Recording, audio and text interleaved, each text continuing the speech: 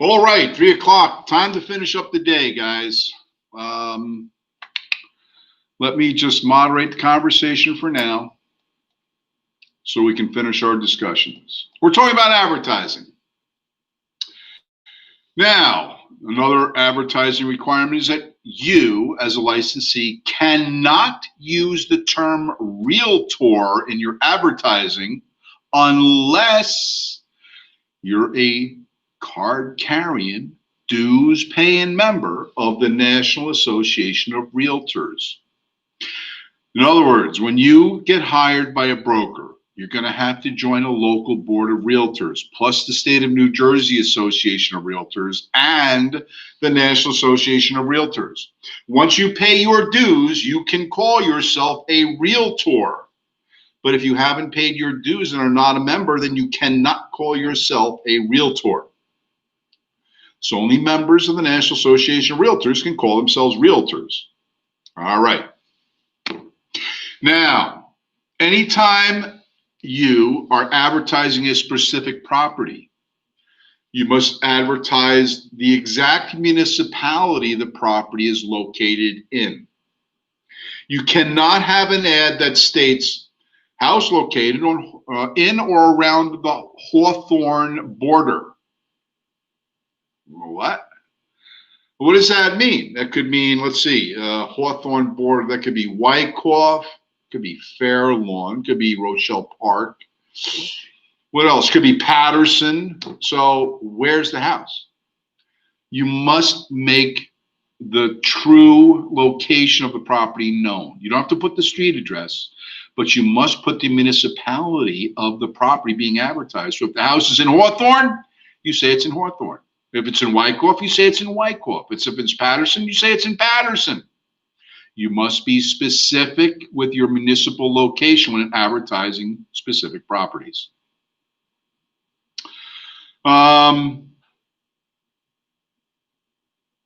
If you're a member of the multiple listing service and want to advertise which MLS you're a member of, you can do that. However, if the ad is longer than, I believe it's 20 lines, then you must type out the entire name of the multiple listing service. So if you're a member of the New Jersey Multiple Listing Service, then you must type out NEW, JERSUI, et cetera, the whole thing. That adds to the cost of your ad in print.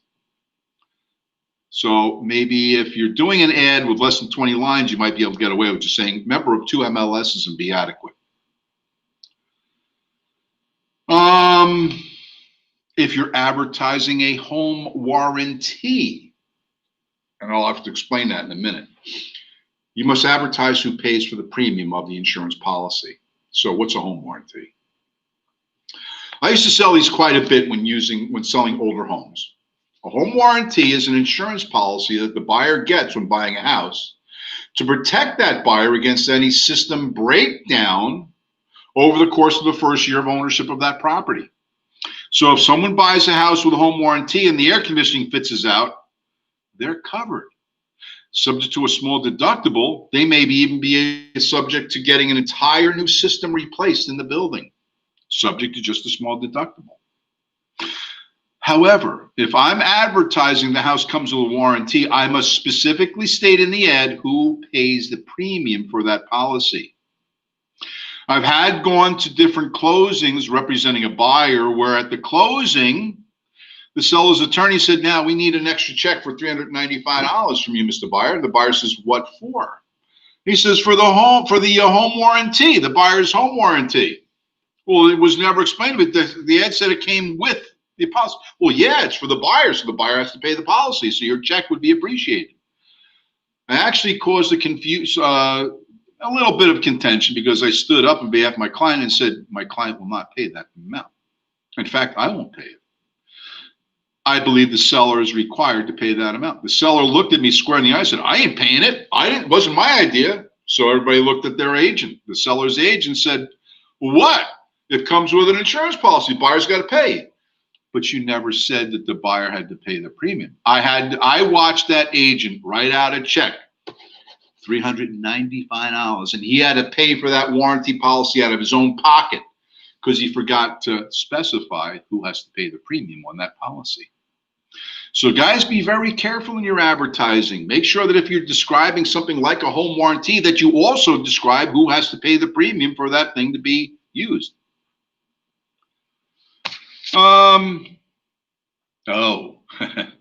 Very important in your real estate advertising, never promise indiscriminate financing. The car industry is rife with these ads. No job, no credit, you can buy a car. You got $99 in a job, you can buy a car. Anybody can buy a car. We approve everybody. Well, guess what? In real estate, not everybody qualifies. Not everybody gets approved. And you got to have a lot more than just a job of $99 to get a house. So when advertising, be very careful about the words you use, because truth in advertising laws state that if your advertising uses specific trigger term like an amount of payment, number of payments, down payment, whatever, then you have to go on and explain all the parameters in which the buyer must meet in order to get that qualifying thing. So be very careful how you advertise here. You cannot use the word sold in your advertising until the property actually changes ownership. Now, this is quite confusing to a lot of realtors and the general public back in the day when brokers would, as soon as their house went under contract, they put a sold sign on the property. Sold in that instance was referring to the fact that they've already accepted an offer and we don't want to show the property anymore, which is a bad idea. Because 25% of the time in real estate, guys, your deals are going to fall apart. 1 in 4 to 1 in 5 of your deals on average is going to fall apart in attorney review or some other time before a closing occurs, and you're not going to get paid a commission. It's just a fact. So if I put a sold sign on a property, and 3 days later I take that sold sign off, put another for sale sign on, what is the public thinking? What, did they move in, didn't like the house, now they're selling it again? It doesn't make sense. No, in fact, we cannot use the term sold until the property is actually transferred ownership from seller to buyer. Only then, after the closing, can we say the property has sold, but not beforehand. We can put in too late, under contract, sale pending, things like that. But we can't use the word sold until it actually sells.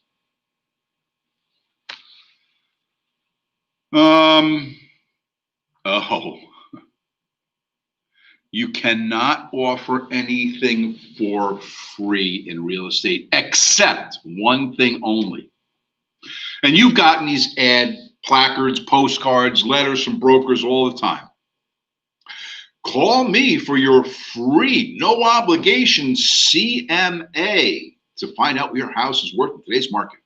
CMA means comparative market analysis. It, in fact, is the only thing that realtors can give away for free is a comparative market analysis. If I were to put in an ad that realtor offers free home heating oil for the first year of ownership to any buyer who buys, that's illegal. I can't do that. I'm not allowed to do that. In fact, if I were to do that, then I would have to pay for that out of my pocket. Nothing's free. The only thing I can offer for free is CMA. I can give away marketing items like pens with my name on it or stuff like that. That's advertising. That's not anything of value. But I can't give away anything for free. I'm not allowed to, except a CMA. I can't offer free appraisals. Well, first of all, I'm not an appraiser. I can't perform appraisals. And secondly, appraisals must be paid for. That's the requirement under law. So there's no such thing as a free appraisal. I can give a CMA, comparative market analysis. I cannot use any form of lottery or games of chance with the public. Every fourth visitor to our open house gets a complimentary lottery ticket. No, can't do that. Every seventh caller to our brokerage names their own commission. No, you can't do that. That's a game of chance, a lottery, and it's illegal for a realtor to do that. We cannot run games of chances or lotteries with the general public. Visit my open house and put your card in for a chance at a flat screen TV. That's a game of chance. Can't do it. Not with the public. I cannot do these things with the public. But on $1 million real estate, I saw them do it. Well, that's all scripted for TV. That's not reality, folks. They can do anything they want on TV. Doesn't mean you can do it in real person. In fact, no realtor can give anything for free or run a game of chance or a lottery for any matter with the public whatsoever. Cannot do it. Illegal. You cannot use any discriminatory wording in your advertising. Okay, so no blacks, no Jews, no gays. I get it. Can't say that. Well, it's much more than that today, my friends. It was quite common for me to use words like child-safe cul-de-sac location. Today, can't use that anymore. Why not? Because it's discriminatory. How is a child-safe cul-de-sac location discriminatory?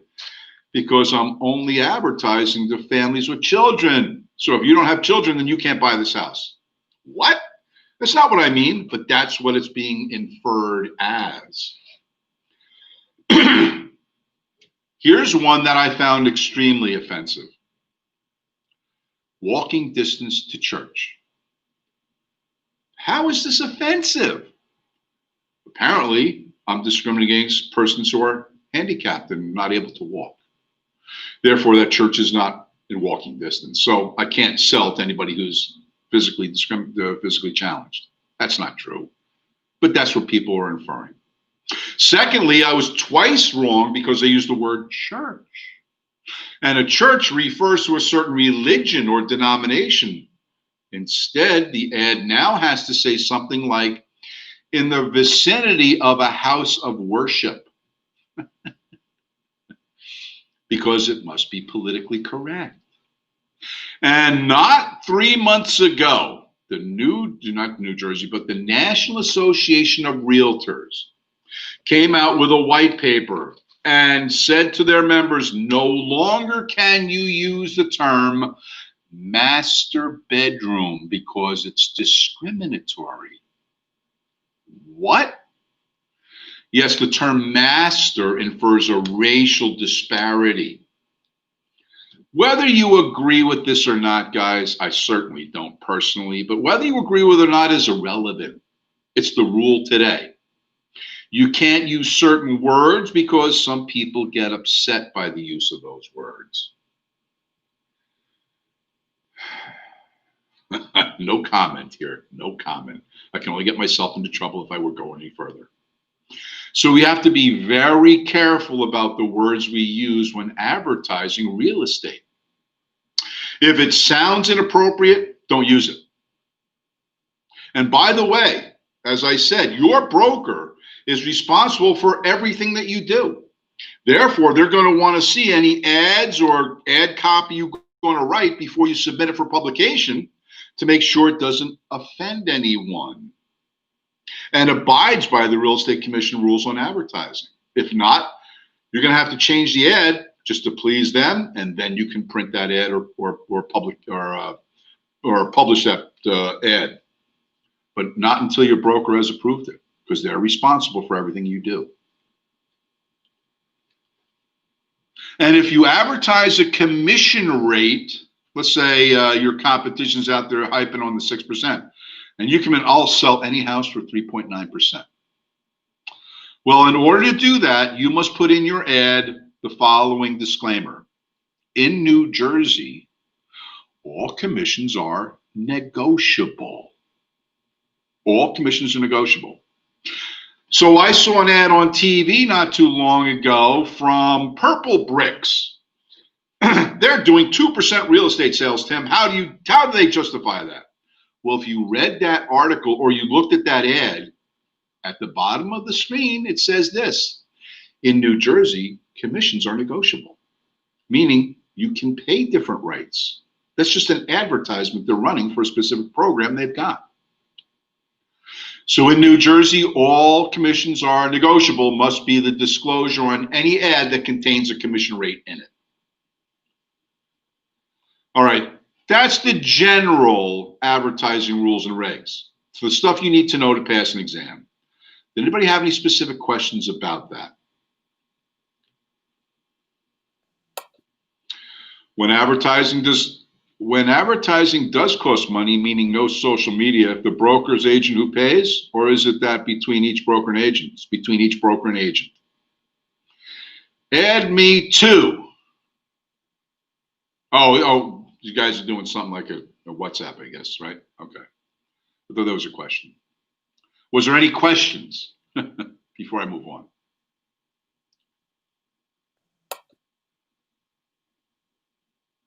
So no MLS listings can state master bedrooms. According to the National Association of Realtors, realtors are to remove the word master bedroom. Now must call it a primary bedroom.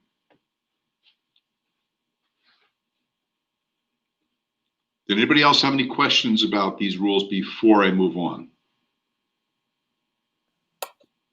Are the new laws published somewhere regularly? Your broker will have updates from the commission regarding any new law changes, and he will disseminate those to the troops every so often.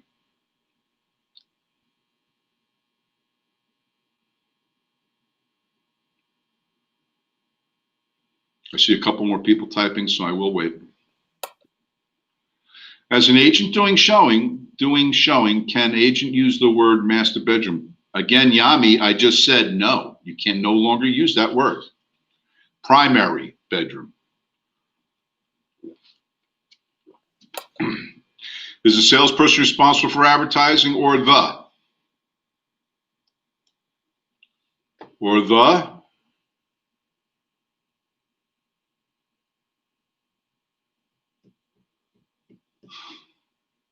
You Manny bedroom. I don't know what that means.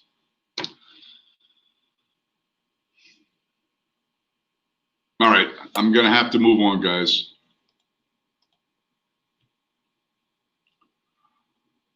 Marissa, or the broker, or the, I'm sorry, broker what?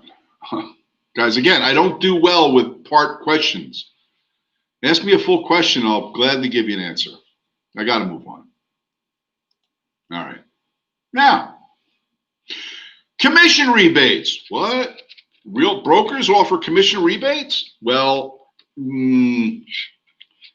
they're allowed to, yes, but there's rules.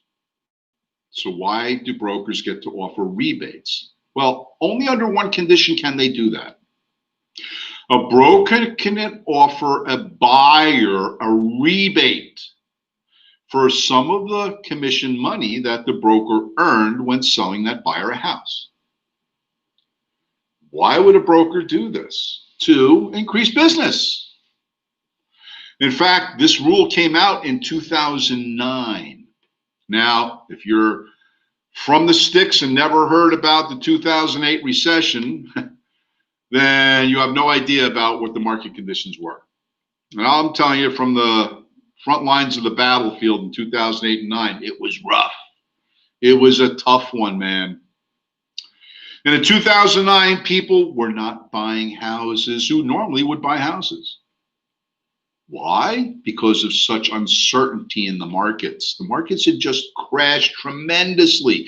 House values tumbled by up to 60 and 70% of their retail value overnight. And in 2009, buyers were shy to buy because they didn't know if that was the end or not. So the Real Estate Commission said in 2009, hey, you brokers, in order to spur some buyer activity, we'll allow you to offer buyers rebates to get some of the commission money you earned as a rebate for buying a house, which will encourage buyers to buy. Well, that program was as successful as the Cash for Clunkers deal back then. Do you remember that, Cash for Clunkers? What a mess that was, and what a terrible thing for the industry. For the car industry, it was nasty. It did not spur great sales. It did not spur all, it's just people liquidating junk to get cash. That's all it was. But anyway, the Real Estate Commission 2009 told buyers brokers that they could give rebates to buyers, not to sellers, to buyers, to spur buying. So what happens is this.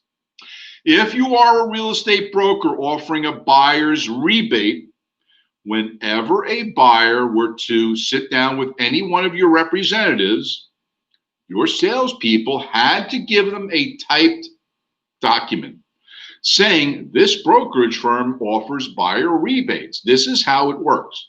If you buy a house through this broker, that broker will give you back as a 1099 statement a rebate for some of the commission he earned in selling you a house. So then it had a, would you accept this or not? And if you said no, then that was the end of it. No rebate, no other paperwork. But if you said, yes, I want that, then the broker had to supply another document to you explaining that this income is going to be reported as a 1099 income and that you should talk to your tax professional about how you account for this extra income on your tax forms. So there's paperwork involved. And yes, some buyers did take advantages of this. And back in 2009, many brokers signed up for being a buyer's agent to allow buyers rebates on purchasing properties. Well, now it's 2021, and I can name on one hand, in fact, less than one hand, the amount of brokers I know in the state of New Jersey that still offer buyer's rebates. Practically no one does. Why? Because it cuts into the bottom line going into the company's coffers. That's why. And who wants to give up money when people will buy anyway? No one. So today, there's hardly a broker out there that offers a buyer rebate. But if there is, the rules are they must offer it to any and all buyers. They must do it in a written format. If the client agrees to the rebate, then they must provide another document explaining that the income is going to be a 1099 income and that they must consult their attorney or advisor about how to account for the extra income in the calendar year. So that's the rules on commission rebates, and only brokers are authorized to do the commission rebate. If your salesperson says, oh, we do rebates, and your broker says no, and that salesperson just lied to the client. So only brokers can authorize rebates, not salespeople. All right. Price fixing. What's that? First of all, it's illegal. Don't do it. So what is it? I want to know what it is so I don't do it. Price fixing is very easy to understand. The history, I don't have to go into, but if you're a history guy, then okay, let me fill in the blanks. Back in the 1890s, United States Congress and House decided that there was too many monopolies in the industries that abounded. We're talking about in a time frame between the Civil War and 1900. Huge technological achievements, industries created, the oil industry, the railroad industry, the iron industry, banking industry. All these things came to fruition in huge ways because of certain individuals who controlled complete markets. Getty controlled all the oil production. Rockefeller, the railroads. Morgan, the banks. They had monopolies on all these things and set pricing no matter who or what the client was, so that the broker, the owner of that company, could benefit greatly. And they build vast amounts of wealth because of that. Well, Congress didn't like that, so they created what was known as the Sherman Antitrust Acts of 1890s, which said to these monopolies, you can't continue in the way you're doing business. Number one, you cannot fix prices against the consumer's interest. And because they had monopolies, they were doing just that. So now from the 1890s moving forward now to the 2020s, industry leaders cannot conspire or fix prices against the consumer's interest. They can be competitive in their pricing, but they can't corner markets like monopolies.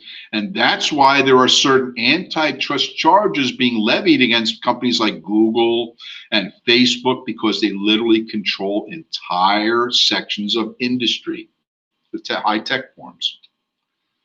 It will not surprise me if they get broken up under regulation, but that's a different story. So, under the antitrust acts, that made it illegal for competing brokers in real estate to fix prices against the consumer's interest. And to give you an example, let's do this. Let's take Robert Ruiz. You're online with us, and Robert is the big broker on the east side of Hackensack. I'm the other big broker on the west side of Hackensack. Between the two of us, we control 100% of the Hackensack market. And I call up Robert one day and said, hey, join me for a steak over at the steakhouse. Let me buy you lunch. And we go and sit down at lunch. And I'd say to Robert, Rob, listen, we both control the markets here in town. Nobody does business unless they go to you and me. How about if we both agree to jack our prices up to 8%? That means they have to pay it. There's no other competition in the area. They're going to have to use you or me. And because it's 8%, they have to pay that. We'll make more money. That's conspiracy to fix prices against the consumer's best interest. If caught, we could both lose our licenses and be charged with a federal antitrust crime of price fixing. Guys, this sounds like no one would ever do that. Of course not. However, I'm going to caution you right now. When you get your license, your company may have networking events, or you might go to the state convention and all kinds of things. You get together with many other realtors at once. The talk inevitably goes like this. You know, at our firm, we're charging that new 5% interest, and we're getting a lot of bites from it. Really, at our firm, we're still doing 6%, and we're still getting a good share of that. But why are you guys doing 5%? Now, it sounds pretty innocent, doesn't it? However, the Real Estate Commission could view this as a conspiracy to commit price fixing. That you're talking about Real Estate Commission rates with other professionals in the industry in a given market could lead the Real Estate Commission to suspect that you're conspiring to fix prices against the consumer's best interest. And if you doubt me, believe it or not, this happens all the time in real estate. You and a couple cohorts from your office go down to the coffee shop for lunch, and there's Bob Broker from the opposite, the competitor across the street. He comes over and sits down. Hey guys, how's it going? You're all friends, and hey, listen, we got a new program. We're going to be introducing a 4% commission. What do you guys think of that? Well, first of all, if I were you, I'd say, Bob, before you go any further, just so you know, your conversation could be construed as price fixing, and we can't be doing that, so we should stop our conversation. Or you just get up and walk away. And I'm being very serious here. Get up and walk away, because you don't know who else in the room is listening to this conversation. And if it gets back to the Real Estate Commission that had a statement by a consumer saying, I was in this coffee shop and I heard these realtors talking about commissions from different companies. Guess what the Real Estate Commission is going to do? They're going to open up an investigation into what you did on that day, and they're going to call you to be subpoenaed for your testimony. What? Yeah, I'm being very serious here. It sounds very innocent on the beginning, but very quickly it turns into a problem. So my suggestion is, if somebody's doing that, get up and walk away. Better yet, stand up and say, this is wrong, don't do it. Conspiring to fix prices is illegal, it's prohibited under the federal government, and it's prohibited under the New Jersey Real Estate Commission. Don't participate. All right, so I spent the last, let's see, 3.5 and 3, it's another 6.5 hours we've been talking about how to get your real estate license and keep it. Now I have to tell you what happens if you want to lose your real estate license. It's very easy to do, by the way. You don't want to do this, but it's very easy. First of all, go out and do something real stupid, then you'll get the attention of the Real Estate Commission. And when you do, they're going to have a hearing. So first of all, as I told you at the beginning of today, the Real Estate Commission has what, 8 members? Yeah, that's right, 8 members. They have the right to hold hearings.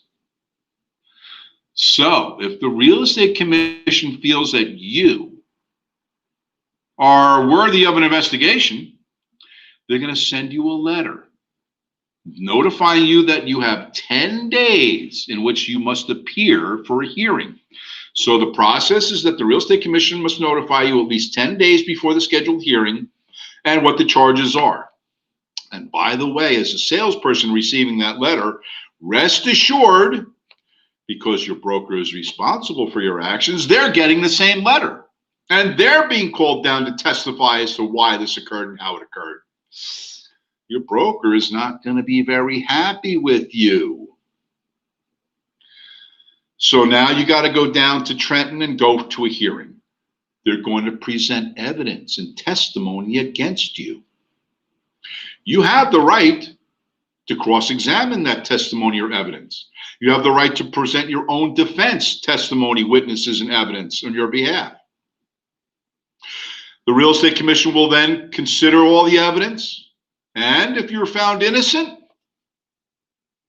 end of story. No record of this ever existed. It's like nothing ever happened, and you return to the status quo, and everybody's happy. But if you're found guilty, then the real estate commission has the right to do several things. Well, first of all, if you're found guilty, what about your broker who now has to answer to the same charges? Are they going to be charged as well? And the answer is yes, they will. But wait a minute, they didn't do anything, but they're responsible for the salesperson's behavior. So they have to be responsible for what happens as a result. Now, if that broker had guilty knowledge of this thing that occurred, guilty knowledge meaning they knew what was going on but refused to do anything to stop it, then they could be subject to forfeiture of license, fines, or whatever. But if they're not found guilty of guilty knowledge, they didn't know what the salesperson was doing, or offered testimony and evidence to prove that you did do something to prevent it from occurring, then they'll be discharged from the charge and they can go home. Then you have to face the music all by yourself. So here's the thing. If you're found guilty, first of all, they can do one of three things with your license. Number one, put you on probation. Probation as a real estate agent? Yes. How do they do that? They assign an investigator from the real estate commission to meet with you once a week or once a month, however they decide is required, for a period of time. And that investigator will ask you to produce copious notes about who you talked to, what person you worked with, what discussions you had, what topics were covered, what homes were shown, what contracts were offered, everything about your day-to-day existence in real estate they're going to quiz you on. And you better produce good records. And after a while, if they feel that you learned your lesson, probation ends, you go back to status quo and everything returns to normal, and that's it. That's it. No big deal. But if you haven't learned your lesson, probation could last a while longer until they feel you have amended your ways. That's the least amount that they could do, is just probate your license. If they feel strongly enough, your license could be suspended. Suspended licenses mean your license is put on inactive status for a period of time. It's not forever. It's only for a period of time. And that period of time cannot last longer than the current licensing period. So if I got charged and found guilty of a charge today, my license could be suspended up until June 30th of 2021, the remaining term of the licensing period. But on July 1st, my suspension's over and I can go back to work. But during that time, my license is suspended. I can't do anything real estate related at all. So I'm going to lose a good 6 months of income until July 1st rolls around. So suspended is for a period of time not to exceed the licensing period. Revoked, well, it's kind of like the death sentence. Your license is revoked completely, meaning in total. You don't have any authority to do anything now and maybe forevermore. Sometimes the real estate commission feels that you should have the opportunity to earn your way back into the business, so they may put conditions. and restrictions and certain things that you must accomplish during your revocation. And if you are proven to be worthy, they may reinstitute your license. Most likely, however, revocation means forever. Now, that's what they can do to your license: suspend, probate, or revoke it. The other thing they can do is fine you, hit you where it hurts. It's your first offense, you were found guilty. They can charge you no less than $250 for the offense, with a maximum of $5,000 for your first offense. However, what if you're found guilty of more than one offense? So this is the way it works. First offense, $250 to $5,000. Second offense, up to $10,000. If it's your third offense, then you had $5,000 for the first, $10,000 for the second, and maybe $10,000 for the third, 25 grand. However, the Real Estate Commission can also consider that if it's your third offense or more, they can term you as habitual. And if so, they can throw the book at you and claim that you owe them 50 grand as a penalty, 50,000 bucks. Woohoo! I don't know too many people, let alone have $250 in their cash drawer to pay out for fines, let alone 50 grand. They can hit you with all the things that they can hit you with. So if you can pay the 50 grand, maybe you can keep your license. But if it's such an extreme case of criminal activity, they could fine you and revoke your license forever, and you're completely out of the picture forever in real estate, never again. So believe me when I tell you guys, the Real Estate Commission does not want to hold these hearings. They do not want to penalize you, but they will do it if you are doing stupid and dumb things. So just keep your nose clean. Don't do stupid, dumb things, and you have nothing to worry about. It's that easy, believe me. But if you're the kind of individual that says rules, heck, we don't need no rules, consider yourself forewarned that these are the consequences of those activities, just so you know. All right, before I go any further, what questions does anybody have about what we've been talking about? Anybody?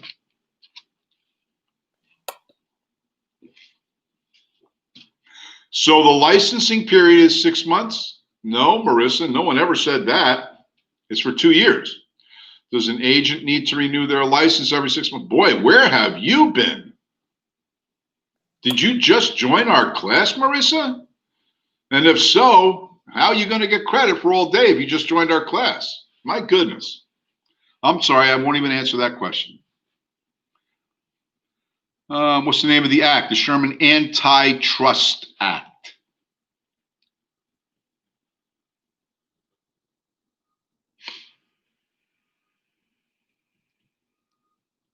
Anybody else with a question? Richard, NATO, Deborah? I see a couple people typing. No? Nobody has questions? Deborah, how much is second and third offense? Second offense could be as much as $10,000 with the third. If it's habitual, they can hit you up to 50 grand. Excuse me. Yes, that's correct, David. Can you go over the fine prices again? First offense, $250 to $5,000. Second offense, up to $10,000. Third offense could be $10,000, or if it's your third offense in combination with the first two, it's 25 grand, or they can hit you with the maximum of 50 grand. Actually, in real estate or crime in general. Real estate we're talking about here.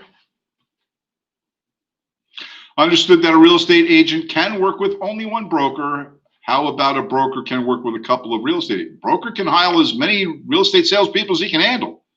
There are certain Keller Williams offices with 400 and 500 agents in them. Yeah.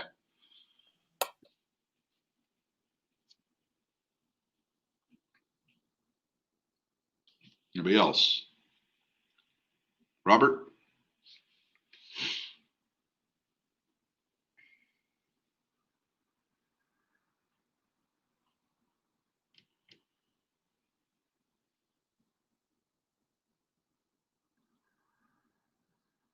Keep those questions short and sweet, guys. Don't type paragraphs.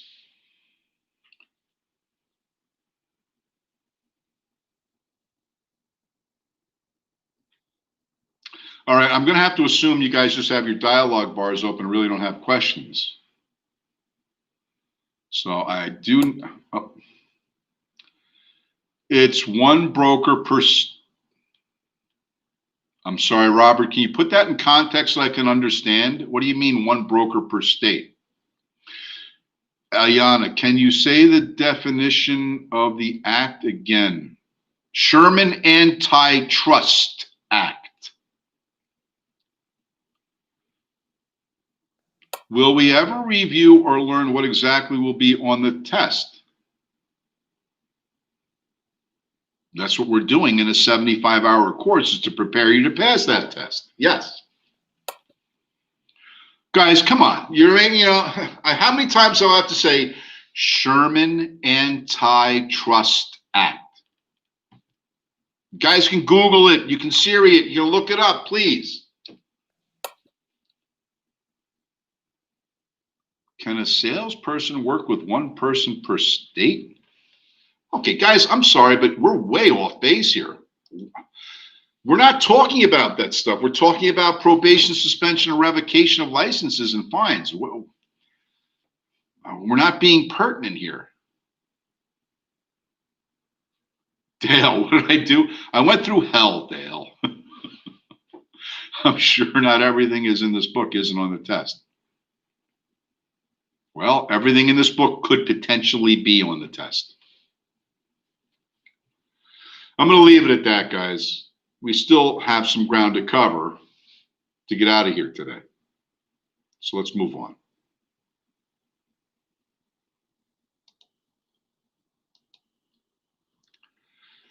Once again, the procedure for a hearing is that the Real Estate Commission must give you a 10-day advance notice of the hearing. If found guilty, you can appeal to New Jersey Superior Court for clarification or a change in the verdict. However, if you're going to appeal to New Jersey Superior Court, you have to have a lawyer who's licensed to argue before Superior Court in New Jersey. That could cost a few dollars. Excuse me. And your broker, as I said, will be disciplined if the broker had guilty knowledge but failed to prevent you from doing something that was wrong. Excuse me.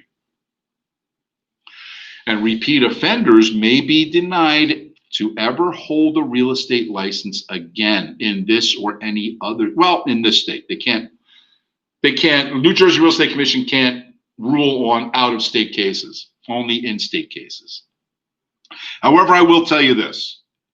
If you've been found guilty and your license was suspended or revoked by the New Jersey Real Estate Commission, if you are licensed in another state, when you go to renew your license or to get a new one, you must sign a document that says your license has not been revoked or suspended in another state. If you did, then you have to answer that it was, which will probably affect your ability to renew or get a license in that other state.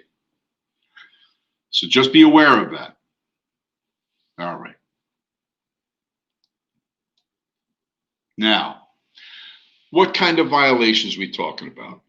There's many, many types of violations. False statements or intentional misrepresentation.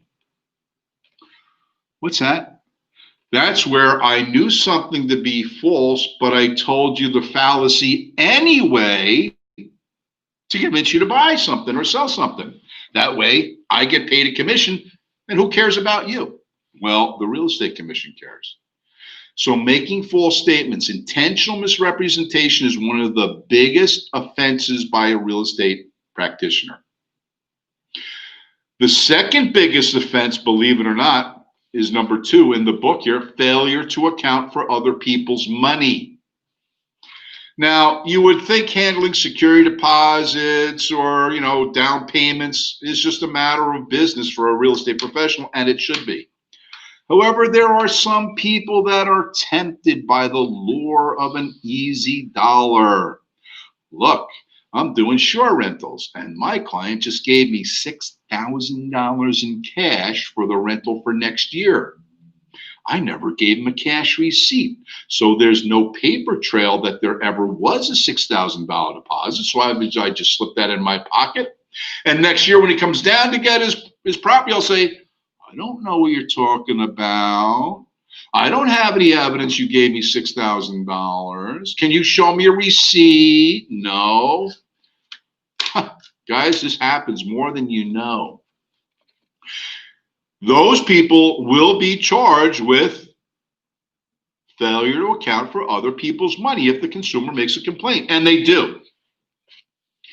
And the Real Estate Commission seems to always be able to find the truth here. They're pretty good down there. They know how to get to the truth. And if the salesperson says, yeah, I did pocket the money, well, guess what?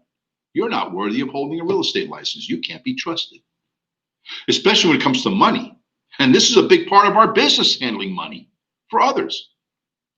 So if you can't account for monies that people gave you, then why are you in this business?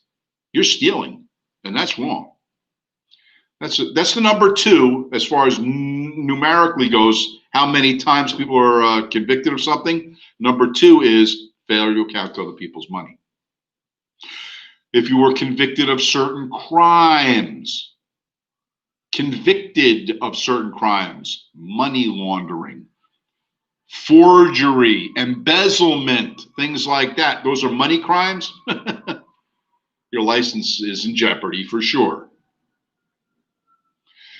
Paying commissions to unlicensed persons could cost you your license. So before, with all those questions about, can I give gifts to other people? It's up to your broker to say what his policy is, but if you're paying part of your commission to other people who are not licensed, it could cost you yours, just so you know. If they want to make money in real estate, then let them go get licenses. Don't be coming out of your pocket to give other people money, especially if they're not licensed. Don't do that. You're going to lose your license in a heartbeat if you're found guilty of that. Here's another one, failure to notify of convictions within 30 days. What? Yeah. So you got caught, I don't know, embezzling from your jeweler. And you don't report it. Well, guess what? The Real Estate Commission gets all the police reports and reads them. And if they see your name and they know you're a licensee and you failed to report your conviction to them, then you can't be trusted. Your license is in jeopardy. So if you are found and convicted of a crime, your job is to notify the Real Estate Commission immediately in writing so that you can prove that you still are a trustworthy individual and you're not trying to hide anything from the Real Estate Commission. If it's not a big deal, then the Real Estate Commission is just going to look the other way and say, at least they were truthful with us and honest. We're not going to worry about their license. But if you hid it from them and they found out at a later date, you have heard the term that hell hath no fury like that of a woman scorned. You haven't met the Real Estate Commission yet when they haven't been notified of a crime and then find out later. They are pissed. They don't like that. So again, there's many violations you can be found guilty of in the real estate business. Don't be that person, guys. There's no reason to do things that violate the terms and conditions of your licensed law. There's no reason whatsoever. If it's because you can make a quick buck by cheating somebody, well, then you don't deserve to be in this business because that's not how realtors work. You have to develop a mindset starting today that you want to develop clients for life, not for one and done. The one and dones you'll never see again, never get a referral. But if it's a client for life, they're going to come back to you and they're going to refer other people to you. And they're going to call you up 20 years later and say, hey, Tim, my daughter's getting married. They're going to need a house. Can you help them? Well, heck yeah, I can help them. And how much did it cost me to get that ad? How much did it cost me to get that client? Zero, because I did a good job. 20 years ago, I made a client for life. Guys, I'm being very serious. I'm not trying to preach from a high position or anything. I'm just saying, if you're going to really get in this business, then be good at it. There are so many people in this business that are not good and they fail terribly. If you're going to be in this business, Be good at it. You'll thank yourself for being good. Believe me. All right, I want to get off the moral high ground here. I don't want to discuss about this anymore. So any last minute questions before we do our chapter review for chapter 2? Was there anybody else with a question before we move on? And Mary says no. Good. Thank you, Mary. Let's move on then. So give me a second while I pull up the questions, review questions for chapter 2.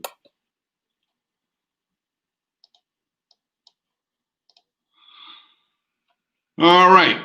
I'm going to moderate the conversation. We'll go right to the poll section.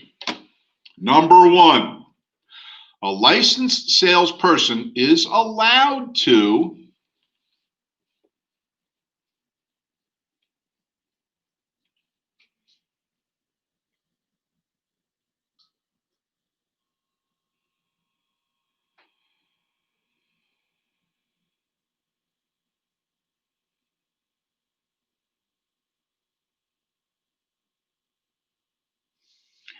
a licensed salesperson is allowed to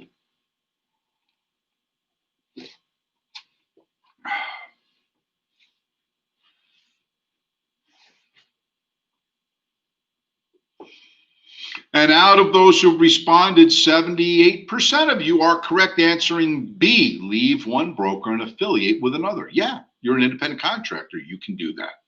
You're not an employee. Number 2, under some circumstances, a real estate office may be in the home of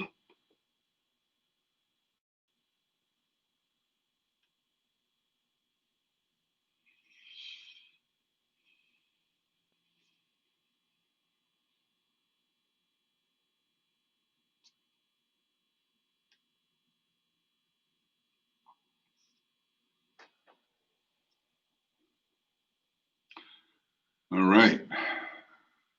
From those who responded, 83% of you are correct answering A, a broker. Remember, only a broker could have an office in their home. Salespeople cannot. Number 3, a broker wants to open a branch office in a new shopping mall in the next town. The office can be supervised by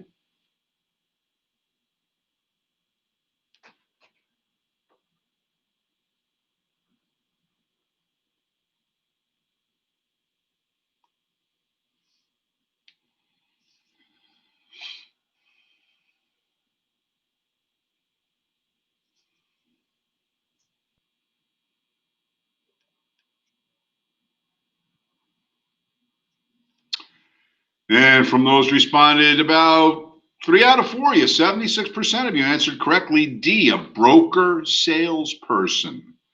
Remember, a broker salesperson is someone who has earned their broker's license but chooses to work under the authority of another broker. D was correct, excuse me. Number 4, a salesperson accepts an earnest money deposit and turns it over to his broker. The broker must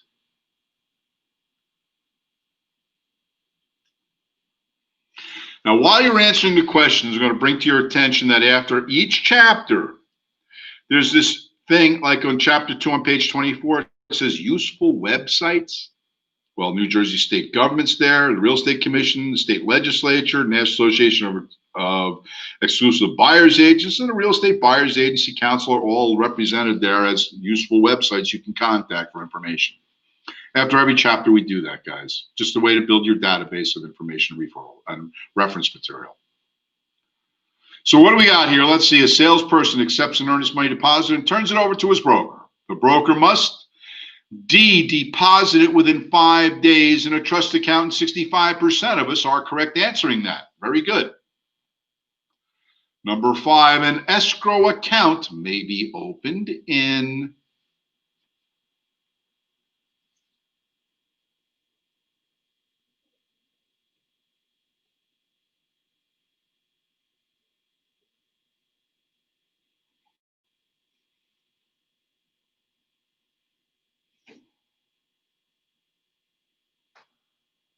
88% of you are correct answering A, any authorized New Jersey financial institution. Correct, A. Number 6, a broker must keep copies of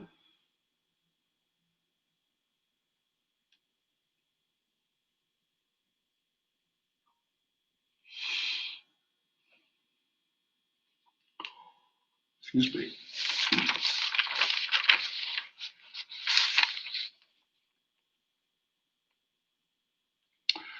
Robert Wong, I see your question. Can a salesperson work with one broker per state? I'm going to refer you to page 15, your 14th edition.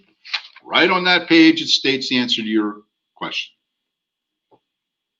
So a broker must keep copies of 97% of you. Correctly answered A, contracts for 6 years. Very good. Very good. Number 7, every person who signs a contract is entitled to receive a duplicate original. When are they entitled to receive it?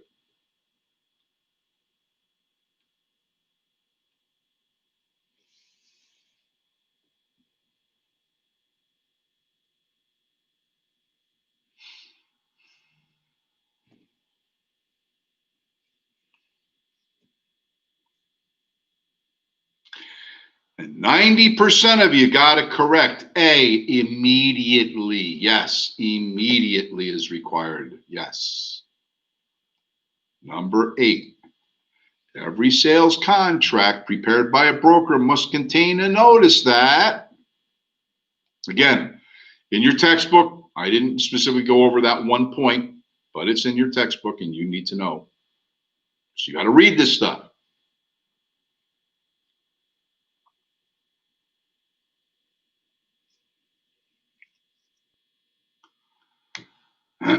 Excuse me.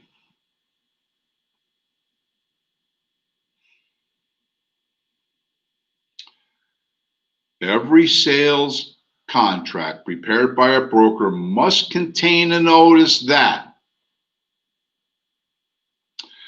the buyer and seller may seek attorney review within 3 business days. D is correct, and 67% of you had that correct. Very good.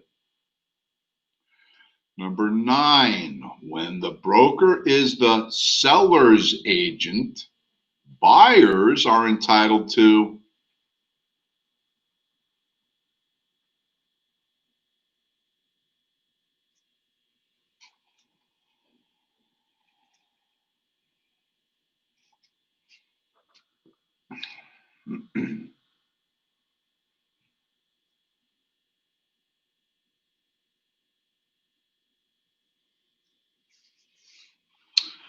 and it looks like a good 71% of you got it correct. C, fair dealing. Yeah, we have a general duty of fair dealing with everybody we meet. We can't lie, misrepresent. That's not part of what a real estate agent is. Even if you're not my client, I still can't mislead you. I must be honest and truthful with you. Number 10, excuse me. For a license law violation, the real estate commission could fine a licensee as much as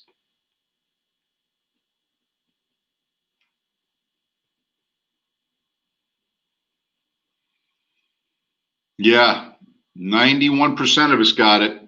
Good job. D, $50,000. Yes. Ouch. Gotta hurt. Number 11, the commission will rule that someone could never again get a license after how many violations?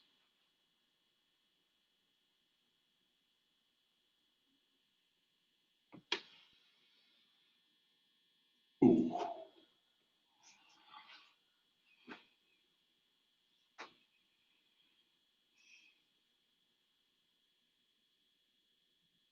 82% of you correctly answered C, 3 violations.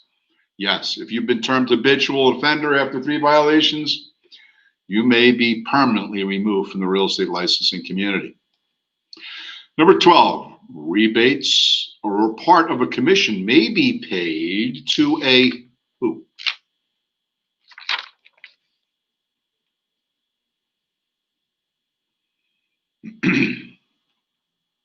Who can get rebates from brokers?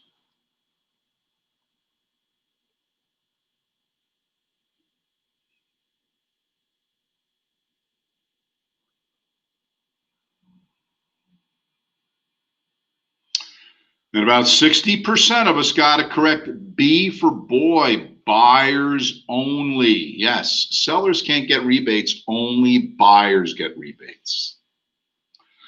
Number 13, the Real Estate Commission must give a licensee how much notice before a hearing is held on a possible violation?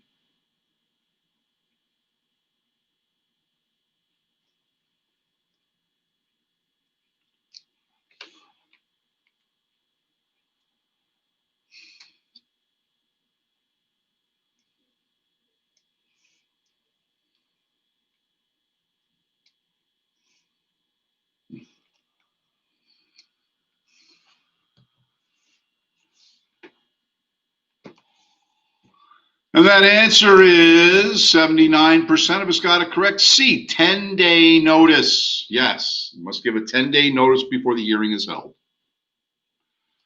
Number 14, a real estate firm holds a door prize drawing at a weekend open house it runs. This practice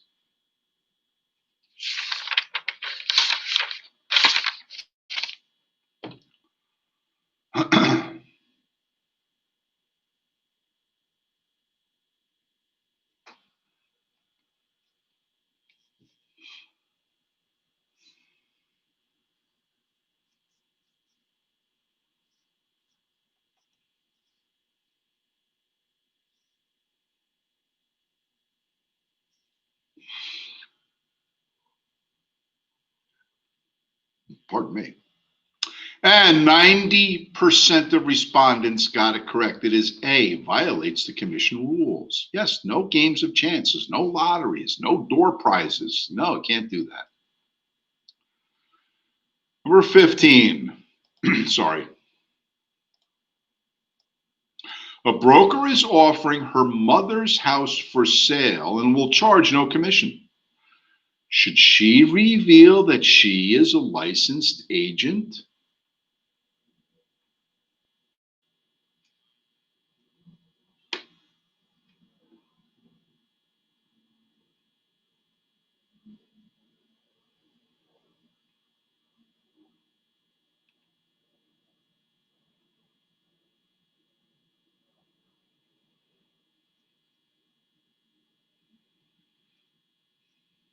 And 88% of us got it correct. D. Yes, as soon as she meets a prospective buyer. Remember, I told you I have to disclose, even on the first meeting, of who I am, who I work for, etc. D was correct. Number 16, a broker run advertisement in the local newspaper.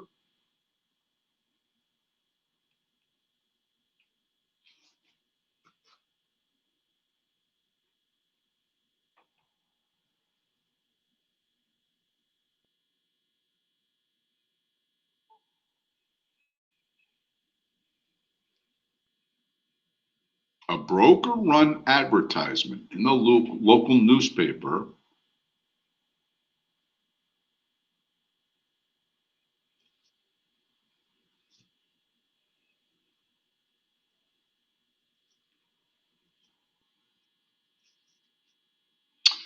And about 60% of us got it correct. D, may not advertise a free appraisal, although a free CMA is permitted. Yep.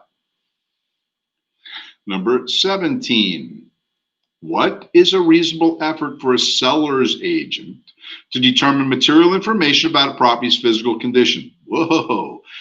We're actually going to cover that more tomorrow than today, so I'm going to just give you the answer here, unless you want to try to do it yourself. The answer would be D, encourage the seller to complete a property disclosure statement. We're going to talk about this more tomorrow. It's just that for some reason, the book is throwing in questions that are kind of not in the right order. That's all. It's not a big deal. But let's move on. Number 18. A New Jersey licensee is permitted to represent both parties to the transaction if he or she obtains the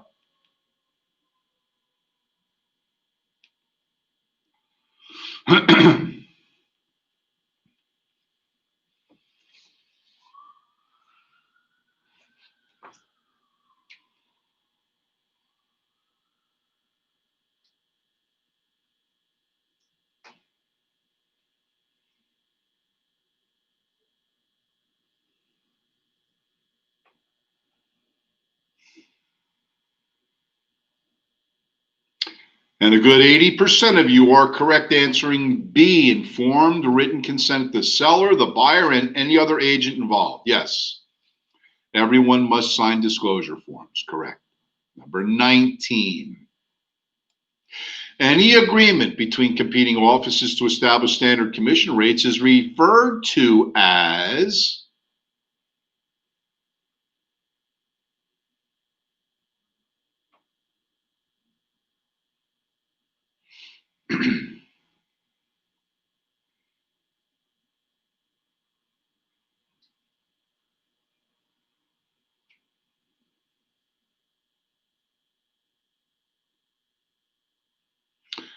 awesome. 90% of us got it correct. C, illegal price fixing. Correct.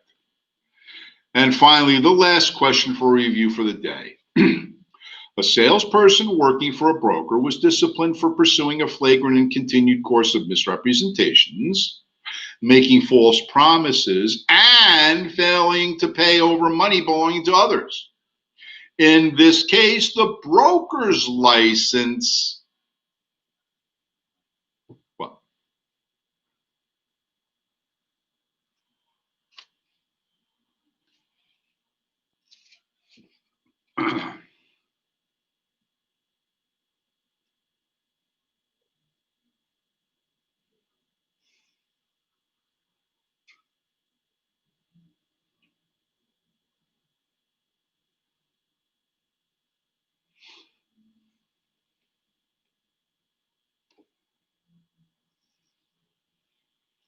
and about 2/3, yes, 65% of us got it correct, which is C, will be suspended or revoked only if the broker knew about the salesperson's activities and did nothing about it. They had guilty knowledge.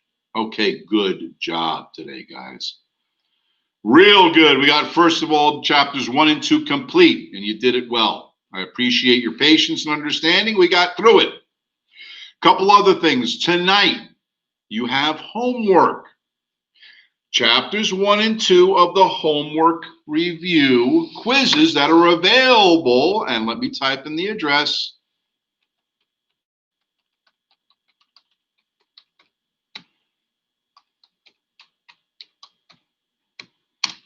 Oh boy, I put in caps, sorry. recareercenter.com/homework. That's where your homework assignments are located. By the way, all the answers to the homework questions are there too if you want to cheat. It's up to you. I don't care, but test yourselves, guys. This is what it's all about. So chapters 1 and 2 for homework tonight. Tomorrow, chapters 3 and 4. So please pre-read your chapters for tomorrow. Do not come to class unprepared and ask questions that everybody will be mad at you because your questions are redundant. I'm going to put in my email address. If you have, I'm sorry, let me do this again. We'll take the caps lock off. If you have any questions outside of class you want to talk about.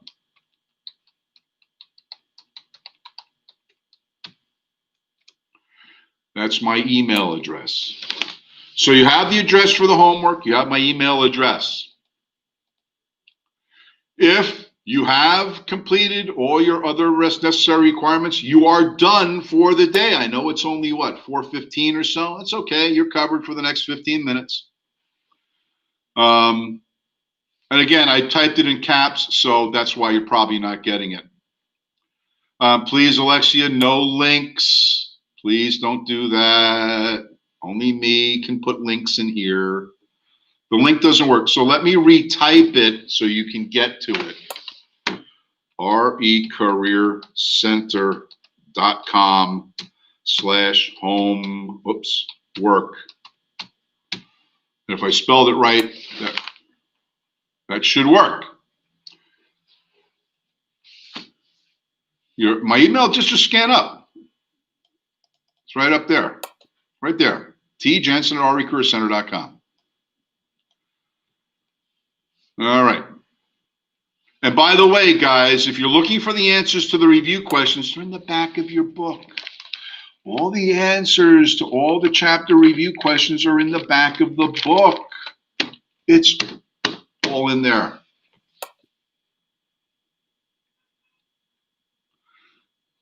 Yeah, you have to put HTTP. Who did it? Somebody did it. No? Good.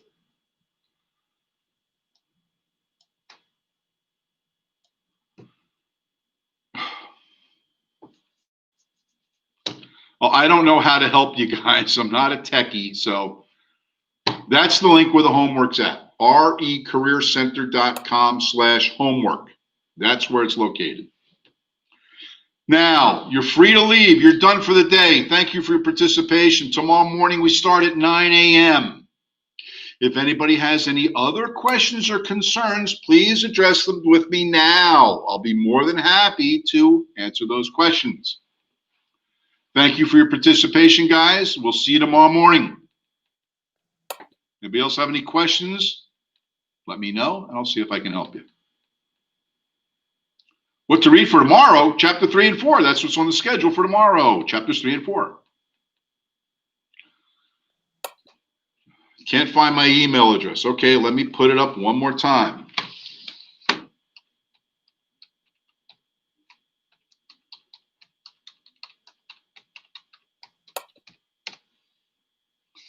That's my email address. Dumb question, as a salesman, can you have in another job? Sure you can. Yes, you can always email me. Shreya, what did I say about?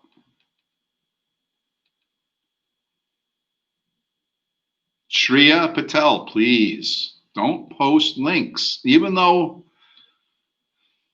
please don't do that. Thank you. Appreciate it, Charles. Come for dinner when you are around, teacher. Thank you. Appreciate it. I'm clicking on the links of the quizzes, and it says database error. That's what I've heard. I'm following along well, but just letting you know, my book won't arrive until sometime on Wednesday. Oh, that's too bad. Is it my connection? Probably. Or could anyone get access to the link for homework? I don't know. If the website doesn't work, do we get points off from the class? Guys, you don't have to turn in your homework. It's for study guides. Don't worry about it. That is the only link I know for homework. And I know it's not working, so there's nothing I can do for you guys. I'm sorry. So not seeing any questions, I'm assuming no one has any other questions for me, in which case then I'm going to log off and go home and start drinking heavily. I'm sorry, and relaxing. Anybody else with a question?